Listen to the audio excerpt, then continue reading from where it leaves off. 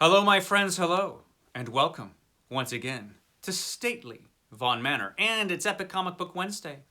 Every Wednesday, I'll talk about a certain comic book graphic novel or comic book subject. Steve Donoghue on his channel will talk about that same comic book graphic novel or comic book subject. It is our world's finest team up that we do once a week. At least we usually do. I don't know if Steve's going to have his video up today because his house is under construction. And apparently it's major construction. He doesn't have all his walls. Some of his floors are missing. Apparently there are wires shooting out everywhere. It sounds like a dangerous situation over there at Steve's place. And it's wreaked havoc in his video making apparently. But over here at the manor, I have all my walls. The floors are right down there where they belong. I've got a roof up there. There's no wires sticking out of the walls that I'm aware of. So, I am able to talk about this epic collection, Hero or Hoax. This is the fourth Captain America epic collection, and this contains the stories from 1971 to 1973, which actually are some of the earliest comic books that I ever read. Now, these came out when I was a toddler, so I didn't read them when they came out. But I did get a big stack of Captain America back issues later on when I was a little kid, and some of those were these. So I have some good memories from some of these stories. But I picked this epic collection for one specific reason, in that it contains a story in here about the 1950s Captain America. What? Captain America in the 50s? Yes. In between the Golden Age Captain America and when Jack Kirby and Stan Lee brought him back in the 60s, there was a brief period in the 50s where Captain America made a reappearance. It was unsuccessful. It didn't last very long, but it did happen. And when they brought him back in the 60s, Stan Lee and Jack Kirby just ignored it. But there were some people that remembered. And the story in here about the 1950s Captain America explains that. And it explains it in a great way because we learn that it wasn't the original Captain America in those stories. And the 1950s Captain America, who was actually a crazy right-wing extremist Captain America, and his crazy right-wing extremist partner Bucky went up against the real Captain America and his partners, the Falcon and Sharon Carter. So it was a great story, and that's why I picked this, because that is a story that I've always been very fond of. And it's in here, and this epic collection has a lot of good stuff in it. It starts off with some stories that have artwork by John Romita, which is always good. It's always good to have Captain America stories with artwork by John Romita in it. He's just excellent. But one of the interesting things is that this switches over to stories with artwork by Sal Buscema. And I haven't talked too much about Sal Buscema, but Sal Buscema was an artist that if you grew up reading comics in the 70s and 80s, you read a lot of comics by that were drawn by Sal Buscema. Because he wasn't nearly as good an artist as John Buscema, his brother. But you saw a lot of him because he was a decent artist. He was a good artist. And he can also draw fast. So Marvel used him all the time just because he was so quick. The faster he drew, the worse he was, I think. You can tell when he was drawing really, really fast. Because it just had that look. But when he had a little time to draw, he was pretty good. He had a lot of energy. He actually, even though he wasn't as good as his brother, his work did have more energy than his brother's work did, because he he had a stronger influence, I think, from Jack Kirby. And so even though his stuff didn't look like Jack Kirby's, there was that kind of energy to it, especially when there were fights and people were flying around, and you'll see a little of that as I show you. And so this has a ton of stories in it, this epic collection. This epic collection is 460 pages or something like that. And so it's a long epic collection with a lot of stuff in it. The Red Skull shows up again because he has to show up like all the time. You've got a bunch of other characters in here. And yeah, a lot of the artwork in here by Sal is actually really good. This is some of Sal Buscema's better work. But the story I want to talk about is the story that starts here. Captain America, Hero or Hoax. And you have Captain America on the cover here committing a hate crime, which is not something you would expect from Captain America, especially since he's in Europe fighting Nick Fury at the time, because Nick Fury is being a big idiot in this issue. Nick Fury could sometimes be an idiot. Sometimes. But back in America, the Falcon comes upon Captain America just beating up this guy for no reason. He's basically committing a hate crime. And so the Falcon, first of all, knows Captain America's in Europe. So he knows this is some imposter. So he goes down and he just kicks him in the head and starts having a battle with him. And he has this fight with this guy dressed as Captain America. But when he unmasks him, he looks just like the real Captain America. And he's like, what the hell? And it throws him off his guard, so he's hit from the back of the head. And who should be standing there? Why, it's Bucky, who's dead. So we have a mystery here. Who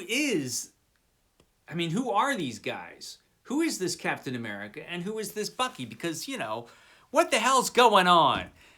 Well, as it turns out, these two are the Captain America and the Bucky from the 50s, who are right-wing extremists who are also really, really racists, like right-wing extremists tend to be.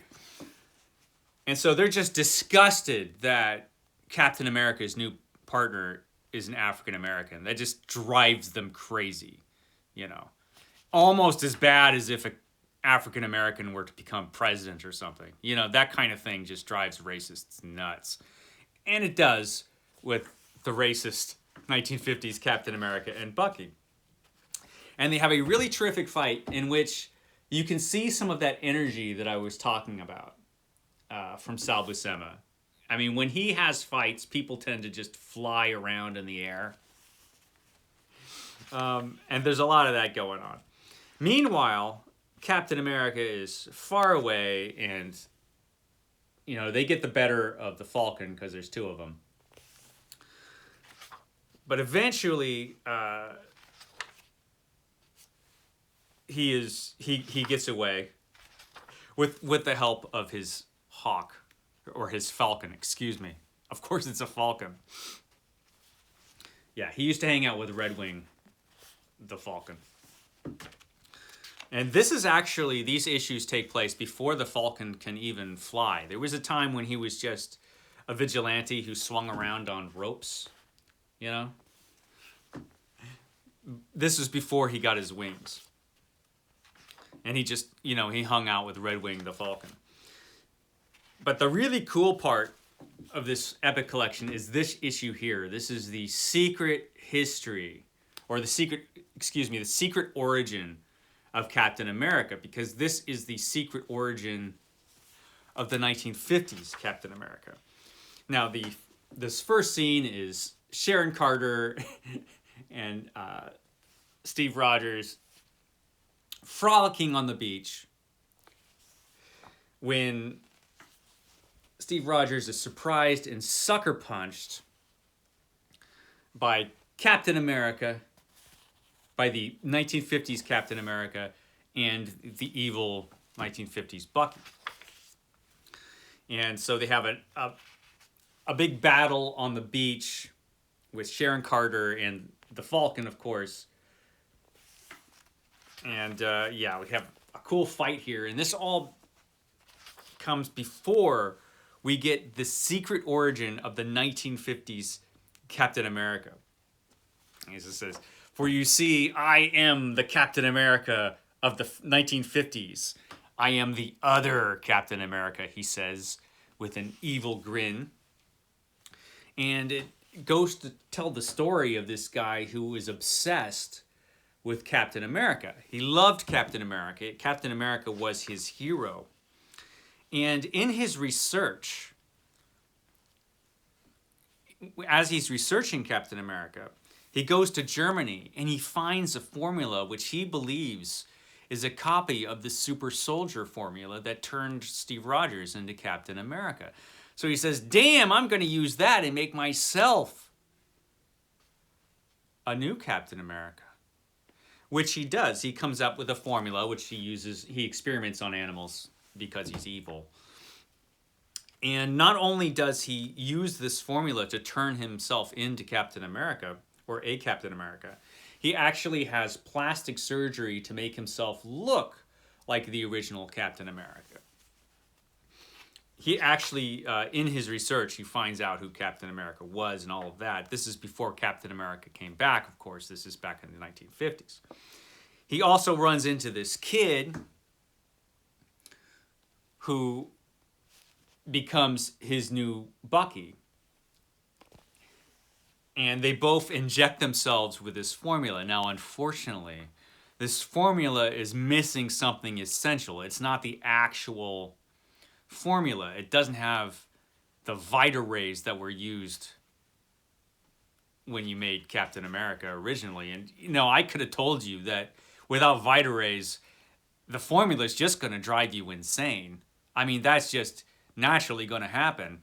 And wouldn't you know it, it drives both this Bucky and this 1950s Captain America crazy. Of course it does. I mean, of course. And so, interestingly, in the interest of total accuracy, we now present pages from Young Men Comics number 24, December 1953. So they use some of the original artwork from the 1950s Captain America comics in here, intercut with Sal Buscema's very different artwork to explain the back history of the 1950s Captain America and how the 1950s Captain America goes up against some of these characters here. Now, in the course of their adventures in the 1950s, they start to go insane. And because they're racist, you know, they start seeing enemies everywhere, even when there are no real enemies. And so, of course, they start beating on African Americans because they're total racists. And this causes trouble in Washington, who had been sponsoring these guys. And so they're like, what do we do about these guys? They're nuts. They're just attacking everybody. Should we put them in jail? No, that would embarrass us. Let's freeze them in cryogenic chambers. So they freeze them in cryogenic chambers. You know, okay, let's do that. So they freeze them and, you know, save themselves some embarrassment. But of course, they get out of the cryogenic chambers eventually and cause trouble. And so now we're going to have an epic battle between Captain America, the real Captain America, and the Captain America of the 50s. And it's great. And so they have this titanic battle between the real Captain America and real American values in this nuts, so crazy right-wing extremist Captain America, which was interesting. I mean,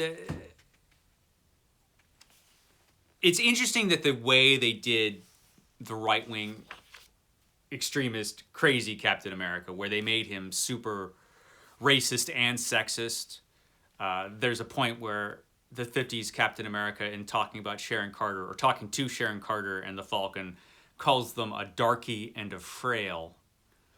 And so you have racist slurs like that thrown around in this comic book just to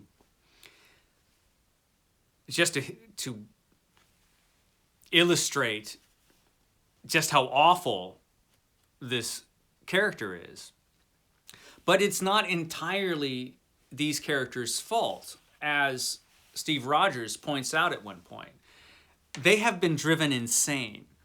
So any prejudices they might have had have become even more extreme. Of course, as we've seen in the last few years, you don't need a faulty super soldier serum to drive people crazy and cause right-wing hatred and extremism.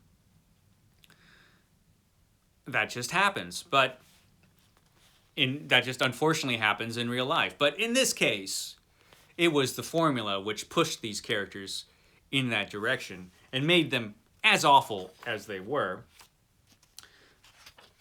Now, eventually, of course, our heroes win the day. Great stuff here by Sal Buscema. Again, you get some of that action and that energy I was talking about. I mean, this is what I mean, where you have just characters just flying through the air after being punched. And yeah, there you go. Captain America wins the day. And at the end of it, Captain America says, "And I'll go back to fighting for a better America while they sleep," because they're going to put them back on ice until they could find a way to cure their insanity.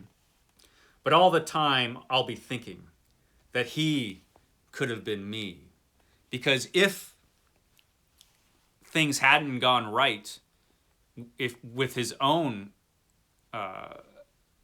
origin, you know, when he was turned into Captain America, he could have ended up crazy like this guy. You know, it was that close. It just took some Vita rays, man. That's all it took."